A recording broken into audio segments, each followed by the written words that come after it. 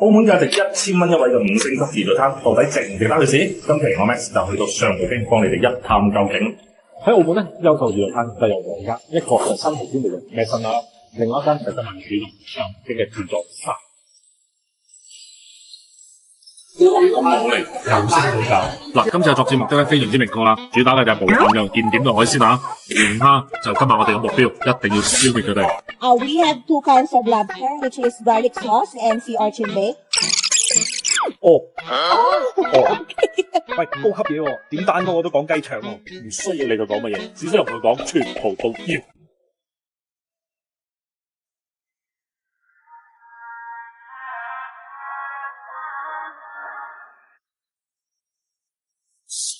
嗱，正常食自助餐咧，可能建議大家係食啲咩肉啊、粉啊啲咯，但係因為係綠粉，所以我覺得必須要整翻啖試下。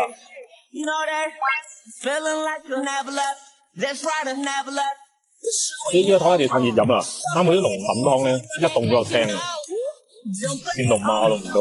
哇！你睇佢嘅肉超級大嚿，咁呢個龍躉呢個魚咧，超級緊緻招牌，一個字鮮啊！啲腩湯真心正。首先咧，就係嗰啲刺身先，一人攞2隻嘅法國生蠔，好鮮甜。嗱，呢啲法國生蠔咧，攞嚟做刺身係零舍好嘅，食落嘅口感咧就係爽滑同埋鮮甜嘅。其實佢啲刺身，其實佢啲刺身嘅種類咧算太多㗎，最普通嘅三文魚。常規操作，中規中矩，冇乜驚喜。北極貝、油金魚啊，嗱，其實講真，佢啲普通嘅刺身拼盤咧，我覺得都係中規中矩嘅咋，冇乜任何驚喜嘅。試下佢啲甜蝦先，嗰啲甜蝦咧非常之鮮甜、軟糯。有啲食啲唔靚嘅自助餐咧，嗰啲甜蝦咧係霉嘅。其實喺澳門食自助餐咧，最大嘅優勢係第一，食材新鮮，海鮮靚，同埋咧佢每一樣嘢都係非常之大塊嘅，咁樣嘅口感先係最滿足嘅。嗱，佢除咗啲海鮮之外咧，佢話啲凍食嘅，好似呢啲咁大隻嘅長腳蟹，同埋呢啲咁大隻嘅翡翠螺，講真啦，你喺內地食自助餐咧係非常之少可以食到嘅。呢個最出色咧，就真係呢個翡翠螺。呢個翡翠螺咧，同你平時食嗰啲螺咧，真係好唔同啊！你睇下佢肉幾大。開始進入我哋今日嘅主戰場啦。佢呢度其實主打嘅咧就係現點嘅海鮮，先試下佢呢個大蝦先。嗱，佢呢個大蝦咧個頭真係真心大嘅，呢個鹹蛋黃嘅做法，出面嘅鹹蛋黃咧係非常之香嘅，而且咧佢度啲海鮮一個字靚。特別喺澳門咧，一定揀翻啲5星級嘅酒店去食，因為咁樣咧質量絕對有保證。同埋佢哋嘅大佬啦，就係嗰個龍蝦啦。呢個就係蒜蓉蒸啦，另外一個就係芝士嘅。嗱，我每樣就叫咗4隻啦，因為我做幾多隻裝喺回本咧。雞肉又大又緊緻，好鮮甜。多肉，試埋佢個芝士，出面已經係金黃色啦，非常之香嘅芝士味。雖然話有啲滯，但係真係非常之好食。清蒸嘅筍殼，呢條魚蒸得非常之好，緊熟又嫩又滑，配埋佢呢個豉油咧更加鮮。呢個廚師掌握個火候非常之好啊！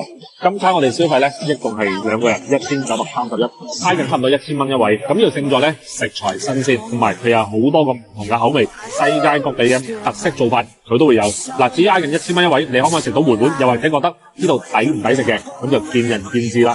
嗱，至於另外一間新濠天地嘅咩新啦咧，我記得佢個品種咧係比較更加多嘅，價格亦都係差唔多。下次我哋一齊去試一試，究竟邊一間係澳門最強嘅自助餐？呢個雞咧做得廿幾年，黑毛嘅嗰啲肉就唔黑嘅。天茂呢度嘅雞煲咧，就絕對係我喺江門食過最好食嘅雞煲，頭3名絕對係啊！即係大家嚟江門一定要試下呢個天茂嘅清遠雞粥，我覺得絕對係別樹一格嘅存在，喺其他地方你絕對食。嗱，我相信好多80後、90後嘅江門男女咧，以前飲完酒都肯定有嚟呢度幫襯過。佢呢度嘅出品咧，其實喺江門咧係別樹一格嘅存在，因為佢個雞煲同埋佢個臘鴨髀、鴨腸真係好鬼死正。每次嚟天茂咧，就一定要點翻佢哋天茂嘅招牌嘅3件套啦，魚腐、臘鴨髀，仲有一個鴨屎腸啊！嗱，另外佢呢度嘅黑鳳雞咧都係必點嘅，半隻攞嚟打邊爐，半隻就攞嚟做豬煲 fit 晒。哇！咁就覺得咁好，哇！自鬥完就食。食完後咧，開始淋啦，索晒啲粥底，整翻份試下先。哇！但係熟悉啲味道。嗱，佢呢個紅糖嘅魚腐咧，其他魚腐係絕對唔同。呢個人係好重，而且咧食落去咧係好鹹鮮嘅一個口感。同出面嗰啲魚腐咧太淡啦，太軟，冇得比。一定要試呢個魚腐。OK 啦，另外呢度個靚嘢係個墨魚。佢呢個墨魚咧超級真材實料啊，入面咧好多墨魚。天茂都係30魚一日，最主打嘅係食物咧新鮮。嗱，另外咧，天茂嘅必殺就係呢個臘鴨。佢啲材料咧真係全部都係揀過晒，因為鴨雲皮咧非常之肥，食落咧好鹹鮮好鹹。另外精華嘅雞檔臘鴨腸、定鴨屎腸，就係呢個味道，熟悉嘅味道。如果你中意食啲臘味咧，或者中意食嗰啲鹹鮮嗰啲嘢咧，呢個絕對得物錯我。我覺得今日呢個雞煲絕對係我當年間食過咁多雞煲之外，絕對係三甲之內。佢呢個雞煲咧非常之有特色。非常之香，重點嚟講，沙姜米同埋用黑鳳雞雞質超靚。嗱，呢度嘅雞粒醬，呢度嘅雞佢係滾熟，加上80頭，性價比超高。天麥醬嘅雞煲咧，絕對一絕，喺其他地方絕對食唔到。而且咧，佢個沙姜底非常之好食嘅，就係呢隻 feel。你睇佢隻雞幾靚，起晒黃油啦，而見到出面呢層油咧，全部都係嗰個一隻嘅雞湯。呢啲雞嚟嘅起晒菠蘿，呢個係真心嘅，冇特殊。呢個非常之實在，超好。佢隻黑鳳雞咧係啲咩雞嚟嘅？黑隻黑毛嘅嗰啲肉就唔黑嘅，佢最緊咧就佢即係話佢唔會有膏嘅，係咯，肉同埋皮之間唔會夾膏嘅。我識湯㗎，我唔可以咁新鮮咯。嗱，到差唔多啦，濃縮晒啲材料入去之後咧，呢個粥底相當之夠味，而且咧佢粥係非常之綿滑，咁落去東山落去非常之嫩粒粒，非常之舒服。OK， 菜後點好？今晚咧燒皮。絕對食晒。今晚你話3到4人都冇問題嘅。講真，天文嘅豬雞咧，絕對喺江門街嚟講，我覺得係數一數二嘅存在。最主要係雞質夠靚，唔敢講話佢個味道係最好，但係佢嘅雞質我覺得係最靚最 fit 嘅。而且咧佢個口味咧真係別樹一格嘅存在。如果你有啲朋友咧過嚟江門話想帶佢食啲江門特別少少嘢咧，我覺得呢個雞煲咧絕對有記憶點。而且咧佢往年咧完咗1、2、3咧都照常營業，晚黑揾唔到宵夜食咧，呢度幫到你。咩叫花式車仔麵啊？你睇下佢呢度幾十款餸啊，每一款先係10蚊咋。一見到紅酒我諗起你啊！真係中意食呢啲香港嘢嘅重口味嘅，就可以嚟呢度試一試嘅。今日帶咗個朋友過嚟新記車仔麵，咁冇禮貌啊！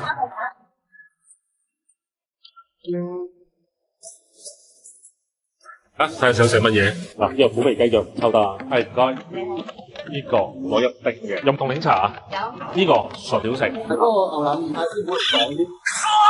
咁另外呢度開咗幾年啊？呢度開咗成10年啦。咦，係咪香港開過嚟㗎？冇記錯啊。嗱，呢碗啊傳統4餸精神啊，加翻少少個咖喱。佢呢個1丁除咗本身嗰包味料咧，佢話落咗啲咩牛腩汁啊、咖喱汁啊，更加香濃。普通嘅1丁落去兩麻絲啊，咁啊響牛筋正，好軟糯 Q 彈嘅喎。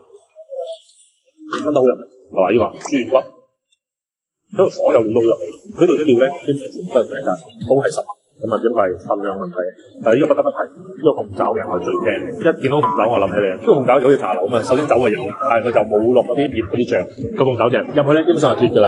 我覺得佢最優秀都係個牛筋，牛筋炆得好軟，好係啊，好入味好腍。佢呢個小食咧，我切嘅嚟就另外間我加份㗎，有個咖喱底，呢個蘿蔔超級，嗰蘿蔔應該提前煮過，有咩溏心嗰種，好甜㗎。你諗喎，炆得好入味，蠔油炆呢個係，呢個係咖喱豬皮咯，嗰個人食好膠，同埋佢發啲咖喱汁之後咧，好正，好嘢味。我的天哪！喂，跟住食你個撈粗啊，啲人啲乾咗冇汁你啊，差啲，呢個得嘛？佢呢啲豉油咧，佢撈落去咧，佢唔係嗰種死鹹嗰種豉油，係有啲麻油香埋啲甜豉嘅，就係你個撈粗。非常之容易入口啊！老少咸宜，小朋友我當中最屬意用撈麵。但係我覺得呢個撈粗咧，撈麵一定要粗嘅，因為更加索汁、更加爽口啊！幼麵做唔到呢個效果。嗱，呢個就花膠新燉25蚊，1盒2塊，你就試下。出嚟有咬有種花膠嗰種味嘅，佢個包汁咧其實都滑都香嘅。咁我覺得20零蚊1份，我覺得係 OK。花膠大家全部都得唔係啲咩平嘅嘢，但係25蚊1份做到個包汁香濃同埋個花膠就效好，我覺得係開另外單。Nice， 其實佢要樣樣餸我都覺得正，人均40零蚊一個車仔麵，咁我覺得喺澳門係真係差唔多，傳統嘅廣式口味咯。真係中意食呢啲香港嘢嘅重口味嘅，就可以嚟呢度試一試嘅。嗱，嚟到香港咧，我哋肯定要揾啲接地氣嘅宵夜試下啦。咁今次咧，我哋嚟到廟街呢度，聽講呢度有好幾間特色嘅沙爹串燒喎。咁究竟邊間先係最正咧？今次就等我翻嚟一齊試一試佢先。嗱，依家就嚟到廟街一頭啦，但我發覺咧，呢度真係非常之火氣咯，超級多呢啲串燒啦。前面一間廟街小食，正對住呢度有間串燒大王，佢到左手面一間叫做味夠串。OK， 咁我今日就揀一間我覺得最接地氣嘅，就應該都係依間啦，串燒大王。OK，let's go go go。嗱，我食呢啲串燒咧，一定要坐喺街邊先夠煙火氣嘅。開咗幾耐啊？靚姨呢度10幾年啦10幾年啦，哇，3啦，嗰年都係14年啦。 14年啦。呢啲係執落去個碟嗰度，冇啲咩係得名或者特別嘅特色嘅。整入啲大腸嗰度。你攞大腸喺邊啊？哦，好正喎，大腸好似，哇咁good。小辣係啦，去食，佢係咪有沙爹汁之類嘅咩 ？OK，即係開到幾點呢度？開到3點。開到3點啊？好啊，好啊。到咗我呢個深深嘅名嘅烤串啦，咁我哋見到話呢個烤串非常之豐富啊！我哋嗌咗好多嘅料啦，有啲咩燒賣啦、燒臘腸啦，或者牛舌啊、牛肉啊、魷魚啊、瓜等等。另外咧係配咗嘅特別沙爹好香。嗱，由於咧其實我比較鹹，我覺得要淋埋呢啲沙爹汁落去先係夠味。首先試下佢個招牌，呢個係老細推薦一個炸大腸，試一試佢未加太多醬嘅原味先。哇，好爽脆個大腸，好香！佢加完之後非常之有咬口，加埋孜然咧非常之香，配埋咗個汁。另外佢呢度食炸燒賣，我覺得呢個燒賣應該飲多啲汁，因為佢出面已經係炸到好脆嘅，佢出面外皮咧已經係炸到非常之脆。呢種咧係嗰種魚蓉燒賣啊，搞落去非常之重嘅魚味。哇！睇個醬汁嚟，佢本身嗰個辣椒感咧，再加埋呢個沙爹，其實食落去真心係有啲辣嘅。OK， 試埋佢個牛肉，燒得非常之嫩。雞軟骨有冇發覺啊？佢呢度啲雞軟骨咧係比傳統嗰啲雞軟骨係大粒好多嘅。而且真嚟講係脆好多，口感非常之好，話少少肥嗰種位啊，咬落去有少少油脂嘅，台灣嘅燒臘嚟嘅，超級大條，亦都質感咧有少少似我哋平時嘅芝士腸。不過我覺得咧，呢度任何嘢都一定要點翻呢個醬，夠晒味。所以咧就平時等於我哋平時食嘅燒烤，只不過咧佢就俾咗另一個沙爹醬嚟，食落去嗰下咧冇咁熱氣。呢個咧咪適合平時一班 friend 買嚟宵夜，放幾支啤酒喺度，一路飲啤酒，一路食呢個炸串就啱啦。同埋佢呢個沙爹醬咧好重口味，佢重口味之餘咧有少少花生味，好香嘅花生味，咪有少少辣辣地。咁我覺得整體嚟講咧，個醬係好出彩嘅。嗱，總之係143嘅呢個串燒。咁其實咧，我見到廟街一帶咧好幾間咁嘅串燒，咁究竟呢3間串燒咧，邊一間係最好食？或者有冇其他邊種捐辣更加好食嘅？歡迎去講俾我聽，下一次我再嚟試一試。都係熟。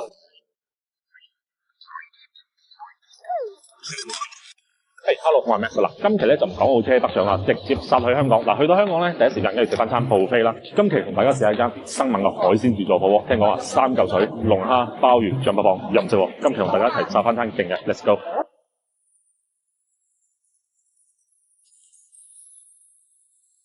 喂，兩位啊，298一位任食，有啲咩食啊？咁就我哋先食雞煲，之後會轉湯底打邊爐嘅。跟住咧，你呢度咧加20蚊就任飲汽水烏龍茶啤酒咁樣。O K。呢一個就係88蚊一隻嘅呢啲。O K， 我聽講前2日送嘅。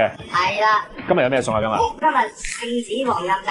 哇！每日都好似拆盲盒咁喎。正常呢啲咧，我喺澳門食咧，平時200-300蚊一隻啦。如果係10蚊一隻，一個人食2-3隻，我覺得都唔肉赤喎。哇！越嚟越蝦，超滿足。呢個加拿大金寶蟹都係送嘅，唔好見佢送，其實都係好乸多高啊！嗱，今日啲動物項咧靚嘢啦，加拿大飛機貨啦，新鮮到嘅。哇！又甜又脆呢個動物項真係。嗱，嚟到呢度咧，真係要試下佢呢個鎮店招牌芝士雞煲啊，超級出名係嘛？好食，真係好食，好香啊！呢個芝士好香，真係好食。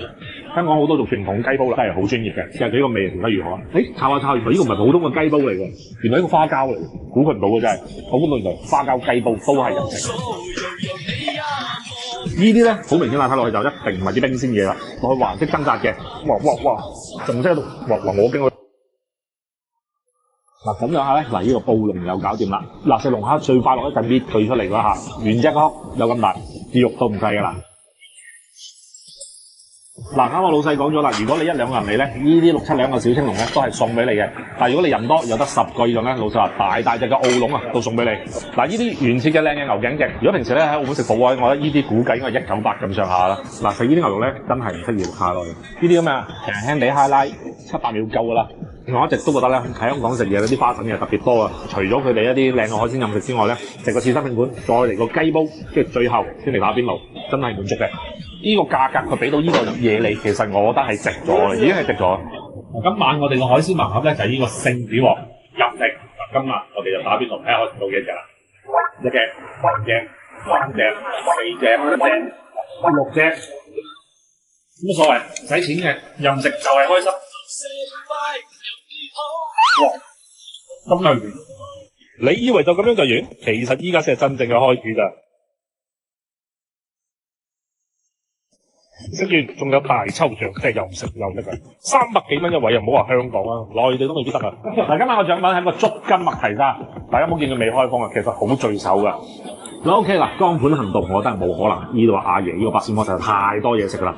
其實究竟呢個老細咧有冇錢賺嘅？哇！我覺得我淨係食個頭盤嗰啲海鮮啊，都已經係回曬本㗎啦。咁大家覺得，咦喺香港仲有啲咩好食嘅放題嘅？不如同佢講俾我聽，試我一齊試下。哇！啲肉精神喎，多到情緒價值拉滿。其實呢個時候咧係有冇煮過？唔講俾你聽。唔講啊！我講好幾次話喺水南有間全江門最好食嘅煲仔飯。講到車不上法國嘅食，今日我哋喺江門揾一間阿老婆話全江門最好食嘅煲仔飯。全江門市最好食嘅，我話嘅。呢間嘢開咗有幾耐？你知唔知啊？我讀小學過嚟食啦。講啊，開成30年有乜可能我唔知啊？我00後。臭不要臉！單拼有幾錢啊？單點13、14。最多可以幾多拼啊？3拼4拼都有。嚟黃先，第一位。一個。排骨。排骨。叉燒。叉燒。牛肉，就攞個牛肉雲吞煲。一個牛肉雲吞。係啦。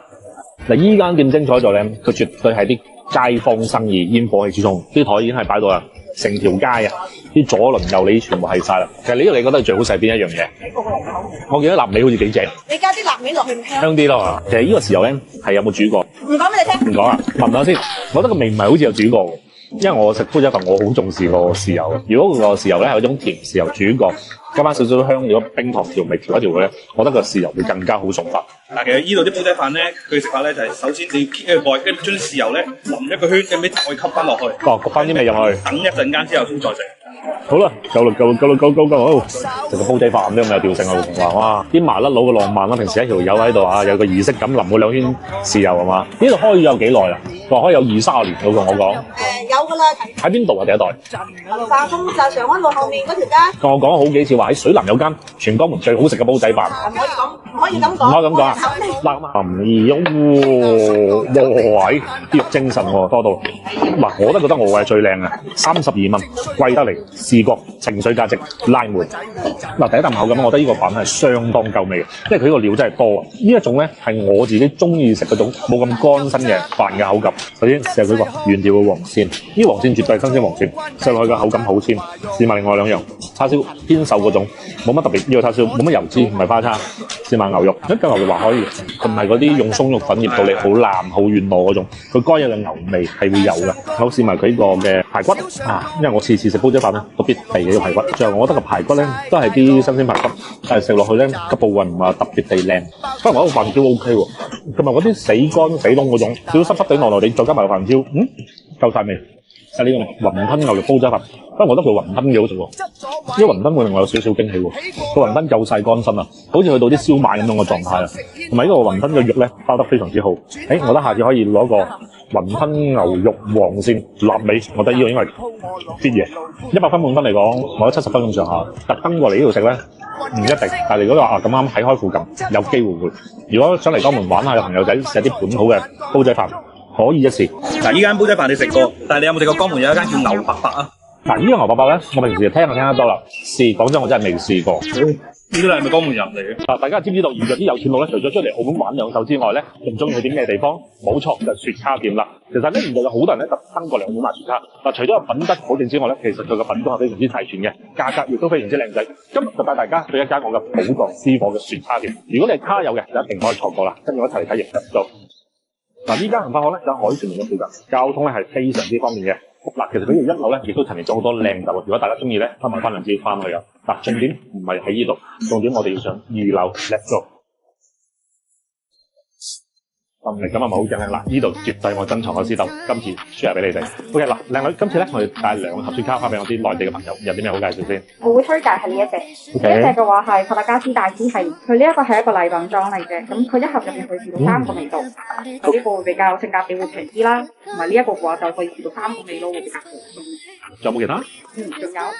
有一個款係呢一個嚟嘅，佢係一個羅密歐嘅5盒支裝，佢呢一種嘅盒底裝咧，佢單支入邊就係有5支裝嘅，佢呢一種送禮啊、自己食啊都好咯。嗱，成間店睇落嚟咧，雪茄嘅品種咧係非常之齊全嘅，好似比較受卡友歡迎嘅帕特加斯同埋個高希伯咧，呢啲都係好多嘅選擇。嗱，而且呢度咧仲有單支嘅零售啦，比較適合啲中意嘗鮮同埋咩都試下嘅朋友仔。誒，靚女，呢度係咪可以試米㗎？麻煩幫我 pack 佢。嗱，咁我成間店行落嚟咧，服務體驗咧絕對係拉滿嘅。喺呢度除咗買到心儀嘅雪茄之外咧，仲可以喺佢哋嘅雪茄房啊飲翻兩杯，試下雪茄。有時候約埋3、5知己嘅朋友坐埋一齊，咁樣就好超可以 hea 一晚㗎啦。如果你中意呢邊嘅雪茄文化咧，或者想帶翻幾盒翻去俾你啲朋友咧，一定就唔可以坐喺呢度啦。呢度會俾你一個不一樣嘅體驗。又到1年1度嘅美食節啦，大家簽好證，做好攻略未啊？今年嘅美食節依舊喺老地方西環觀光塔嘅樓下，嗱，相應嘅時間就喺呢度啦。聽講咧，今年有140幾間美食參加，唔知今年有啲咩新奇、特別又好玩嘅地方咧？跟住我哋一齊出發啦 ，Let's go！ 呢次澳門美食節最大嘅亮點咧，就係每個攤位都裝飾得非常之用心，而且劃分咗幾條唔同嘅街道喎，有中式嘅美食、歐陸美食、風味美食、日韓美食、亞洲美食同埋甜品街等等，特別係集合咗好多澳門特色嘅小食。咁正嘅美食節，梗係第一時間揾兩個靚女採訪下，睇下佢哋對今次美食節嘅感受啦。你好，唔該，可唔可以同你做一個簡單嘅採訪啊？可以啊。我想問下點解要今次着呢套服裝嚟參加呢個活動嘅？因為其實自己本身，因為其實我哋本身都好中意漢服。哦。跟住今日大會都有舉辦漢服比賽，OK 係我哋都想即係一齊參加下咁。咁另外咧，你有冇試過今次美食節啲嘢啊？有啊有啊。有邊個係你覺得最好食，可以推薦俾我嘅咧？呢個呢個 burger 係咪啊？冇錯。OK，馬上去。呢個漢堡包好好食，佢個漢堡包係成個飛碟咁樣夾住啲應該夾住嘅嘢。咁夾住啲咩叫應該夾住嘅嘢咧？我啱啱見到我個朋友咧就食緊呢個黑松露飛碟漢堡，我覺得好值得推。那女啊，你這次是第幾次來美食節？第3次。那你覺得這次最好吃的是哪一家？其實這一家真的蠻推薦，因為我已經是來3次，然後吃了2次。甜嗎？有你甜嗎？哇！採訪完梗係第一時間去試下漢服靚女推薦嘅 UFO 漢堡。邊個招牌？我覺得今年大家都好有心思啊，即係比起以前。Thank you。嗱，呢個 UFO 漢堡咧，我相信大家第一次試下味道如何先。嗱，入面嘅餡咧係非常之豐富嘅，有芝士啦、黑松露同埋肉餅嘅。呢個漢堡非常之有芫茜同埋雪糕喎。呢個好偏激喎，呢個點諗到啊？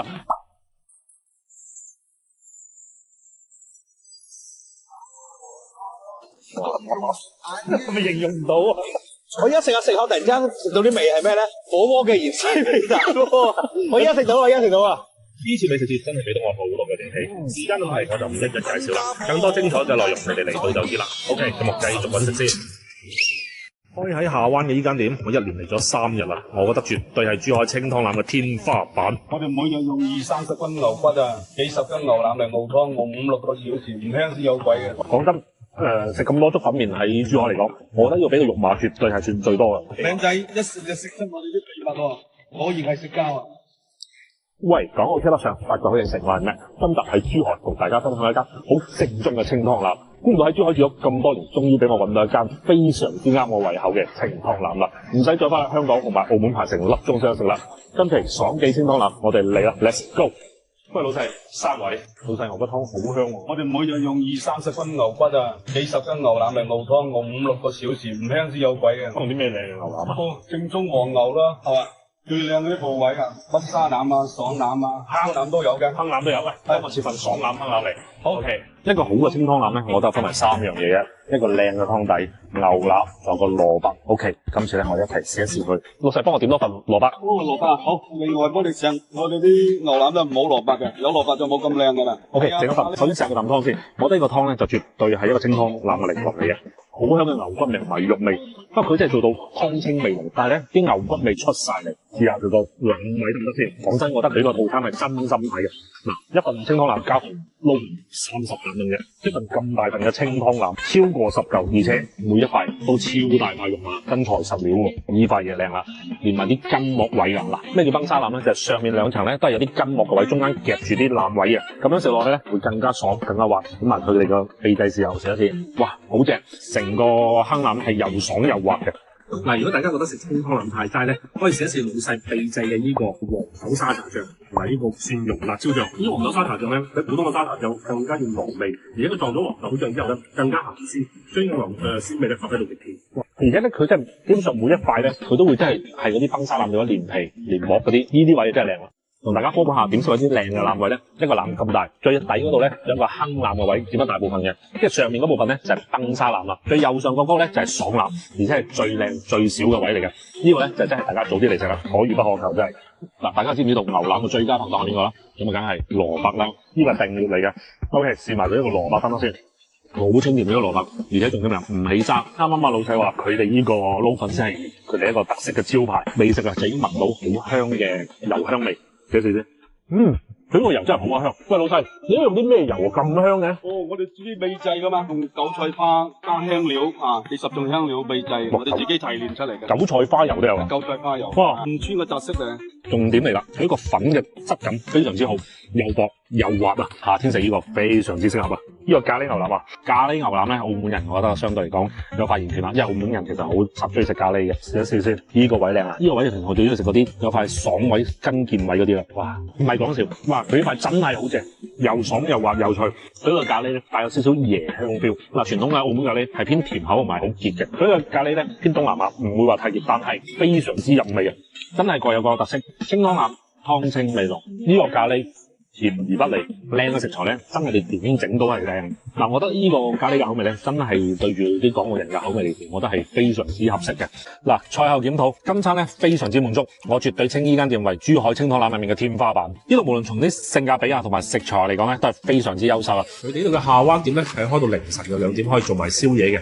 除咗佢哋嘅王牌清湯腩之外咧，佢哋個五香牛雜火鍋咧都係非常之值得大家去試嘅。咁如果咧周邊地區嘅朋友想我嚟珠海玩食下啲優秀嘅嘢咧，我覺得呢間爽記清湯腩係絕對值得推薦嘅。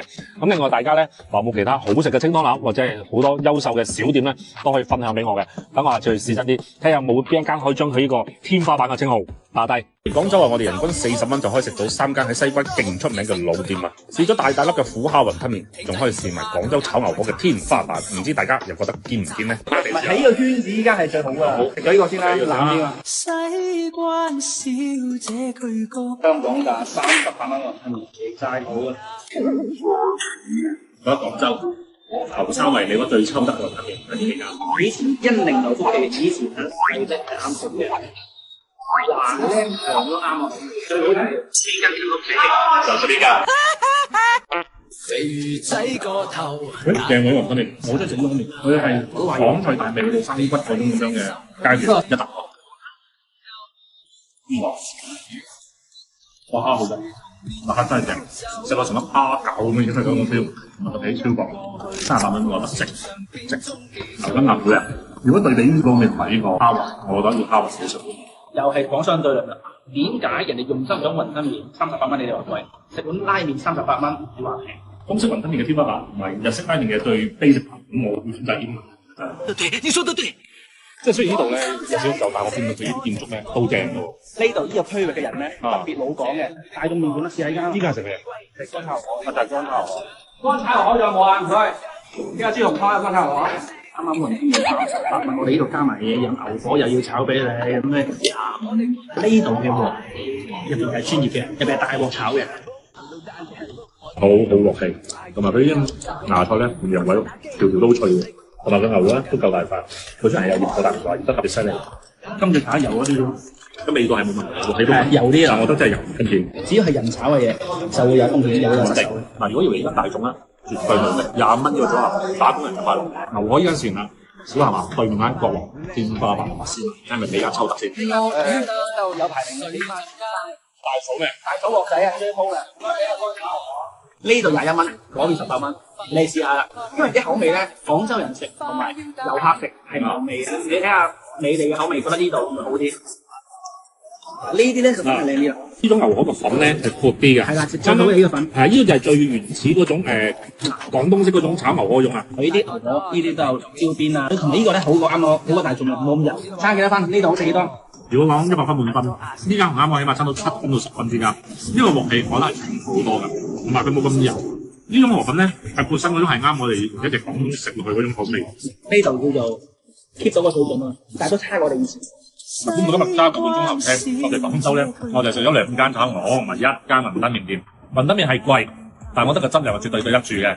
但係呢個牛河入嘅天花板咧，我又覺得未至於喎，就只係比普通個大排檔好食嘅一個普通嘅炒牛河，20蚊左右，我係對得住嘅呢個價格。但係你話嚟到，咦，眼前一亮一個經驗，未有。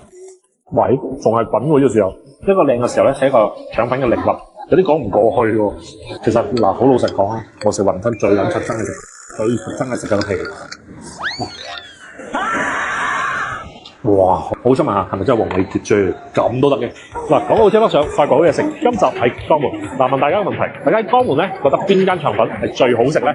究竟係開咗好多年嘅老字號可記，定係近排嘅網紅腸粉店鹹蛋黃腸粉？嗱，有個朋友仔私信我講咧，有間叫做麗銀腸粉嘅，係比較抽得嘅。今日就同大家一齊去試下佢。嗱，其實見到呢間嘢咧，都係啲老港嘢啊。但係咧就見到好似嘅人算太多，我坐低食啲嘢得唔得先？我睇佢有冇啲咩好嘢食先。喂，馬上有個菜欄推薦套餐。嗱，講起菜欄咧，嗱咁有啲人就話咧，你見到個菜欄咧嘅樣係笑住開心咧，證明呢間嘢係 O K 嘅，好食嘅。如果見到佢嘅樣咧係木木獨獨冇乜表情咧，就應該係俾啲老細夾住嗰個影張相落去做新招牌嚟啫。咁 O K，我睇下上面有啲咩腸，喂，芝士肉柳腸。嗱，冇嚟到唔好食，呢個噱頭我覺得係充足嘅。O K。係整個招牌三寶試下。嗱，佢啲主打咧，其實就係啲腸粉，普遍嚟講咧都係20蚊左右。咁其實講真，10至20蚊咧喺江門嘅消費水平嚟講咧，腸粉係偏貴嘅。呢個係咩？呢個哇，炸雲吞啊！喂，呢個咁大塊，有啲講唔過去喎。其實嗱，好老實講啊，我食雲吞最撚出真嘅食，最真係食緊個皮，圍整到咁大嚿。哇！佢個雲吞層皮咧，估唔到係咁薄。好脆，入口即化，即係好似食個薯片一樣。我呢個芝士肉柳，三寶有啲咩三寶啊？即係牛肉、瘦肉同埋叉燒。OK， 首先試下佢個腸粉先。嗱，其實咧食一個腸粉，我覺得有幾大要素嘅。第一，腸粉夠唔夠薄，米漿夠唔夠香，豉油夠唔夠甜啊？喂，仲係滾喎呢個時候。一個靚嘅時候咧，係一個腸粉嘅靈魂。我覺得呢種時候咧，攞嚟做腸粉咧係一流嘅。嗱，明顯咧，其實呢個皮係唔算薄嘅。勝在佢個米漿做得幾好，食落去比較糯噶，而且咧佢個餡係真係好多嘅。咁啊，如果呢個腸粉挨近20蚊咧，咁我覺得都見仁見智啦。嗱，試埋啱呢個古靈精怪嘅腸粉，鏟開俾大家睇下，普通嘅車打芝士，就有啲芝士同埋腸粉夾唔夾嘅。其實我第一感覺有啲怪，一啱未食落口嘅時候咧，啲迎面撲嚟一種好香嘅芝士嗰種奶香味。當我食到落口嘅時候，但係又鹹，又溝埋佢個芝士嗰種香甜，係有啲怪。芝士加腸粉，我覺得真係完全唔撚搭嘅，大家真係可以需要試啦。呢個蝦醬香腸，呢個香腸啱嚟到嘅時候咧，超級香嘅蝦醬。哇，好熱，好勁嘅蝦醬味，同埋咧亦都有少少蒜香味。但係咧，我覺得咧一個弊端，個生菜真係好水汪汪。我好想問下，係咪真係黃尾傑啫？咁都得嘅。OK 啦，呢個就係咧就個艇仔粥啦。其實咧足料㗎。嗱，有冇朋友像我一樣咧食粥咧一定要加翻啲胡椒粉嘅？我覺得加翻啲胡椒粉咧可以更加提鮮調味，個底味係 OK 嘅，夠味㗎。而且咧佢同咁多料煲埋一齊咧，非常之鮮甜。同埋佢個粥咧，呢個係比較綿滑嘅，比較順嘅個粥。兩個人埋單食個套餐咧，就去到80幾蚊。咁其實講真，咁其實出品咧，其實我覺得都還 OK 嘅。咁但係咧，我覺得性價比係仲需要提高咯。嘢就食完啦，最真實嘅感受咧，亦都講咗俾你哋聽啦。至於覺得抵唔抵食咧，就見仁見智，你哋就可以過嚟試一試。